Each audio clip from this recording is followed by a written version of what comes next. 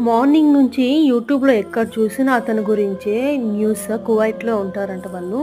తన కూతురికి ఒక వాళ్ళ తాతే చాలా బ్యాడ్‌గా బిహేవ్ చేశారని చెప్పి వాళ్ళ తాతని ఈయన వెళ్లి చంపేసాడంట. ఎందుకలా చేశాడో అని నేను మొత్తం సెర్చ్ చేసి చూసిస్తే నాకు చాలా బాధేసింది. అంత చిన్న పిల్లని ఎలా పాడు చేయాలనే ఆలోచనొచ్చిందో, అది తాతయ్య.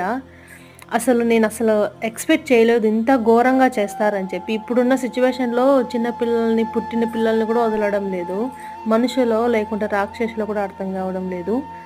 అలాంటిది వాళ్ళ పాపని వాళ్ళు చూసుకోవాలి ఫస్ట్ ఆఫ్ ఆల్. ఏంటంటే ఏదో బతుకాదరు కోసం వెళ్లారు. ఓకే.